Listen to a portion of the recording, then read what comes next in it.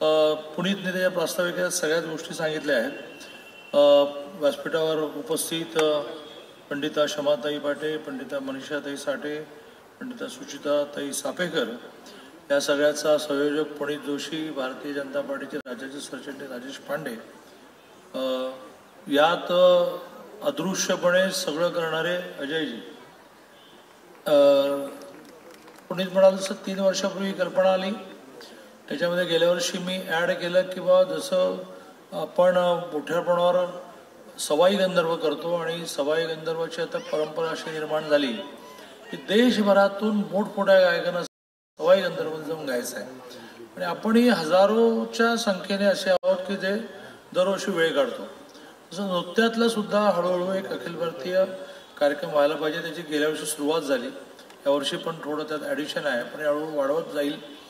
ज्या प्रकारचं तरुणांमध्ये महाविद्यालयीन असेल, नॉर्मल युवकांमध्ये बाकीच्या पाश्चिमात्य संगीताचं आणि नृत्याचं वेड निर्माण झालं आहे की ज्याच्यातून काही आनंदच मिळत नाही। सारडाओरडा आनंद मिळतो ह्याच्यातून, जो बघताना सुद्धा आपण अनुभवतो की खूप आपण आतून खुश होतो।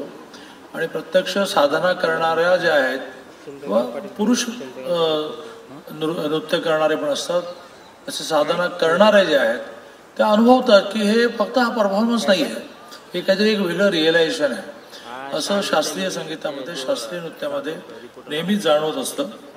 आज डॉल्बी आणि सगळं जे सुरू झालं आहे, ड्रग्स त्याच्या मागोमाग आले आहेत, या सगळ्याला उत्तर हेच आहे की प्रत्येक परफॉर्मन्स करायचं, पण प्रत्येकाला रोज काही ना काही गातो आहे, काही ना काही आपल्या बंद खोलीमध्ये काही वेळा नृत्य करतो आहे आणि त्यातून आतमध्ये एक वेगळ्या प्रकारच्या लहरी निर्माण करतो आहे, ह्याची आवश्यकता निर्माण झाली आहे।